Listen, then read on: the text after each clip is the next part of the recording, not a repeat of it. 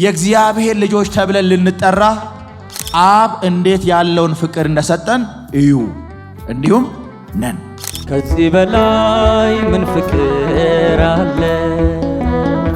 ከዚህ በላይ ምን ፍቅር አለ? ወገኖቼ ስሙኝ፣ እድለኞች ናችሁ። ስሙ፣ እየሰማችሁ ነው? ከዚህ በላይ እድል የለም። እድለኞች ነን።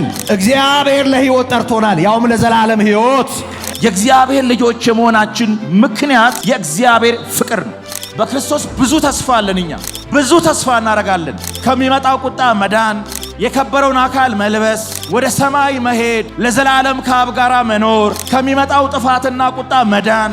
ማለዳ ማለዳ አንድ ነው ግርምቴ፣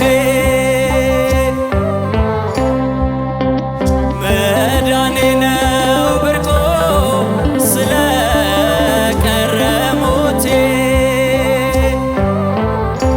እነጠቃለሁ ብሎ የሚያስብ ተስፋ የሚያደርግ ጌታ ሲመጣ ጌታን እቀበላለሁ ብሎ ተስፋ የሚያደርግ ክርስቲያን፣ ከጌታ ጋር ለዘላለም በአብ ቤት እኖራለሁ ብሎ ተስፋ የሚያደርግ ክርስቲያን፣ ክብር ይጠብቀኛል፣ ወደ ክብሬ እገባለሁ፣ ነገ በክርስቶስ ፊት እገለጣለሁ ብሎ የሚያምን አማኝ ኃላፊነት ጌታ ንጹሕ እንደሆነ ራሱን ያነጻል። ንጽሕና እንዳልኳችሁ ቅድስና ነው ማለት ነው።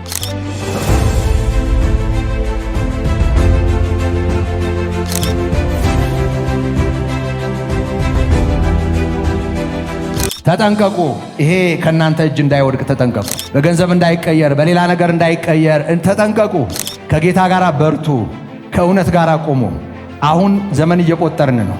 የማይቆጠር ዘመን ክብር አለ የሚጠብቃል።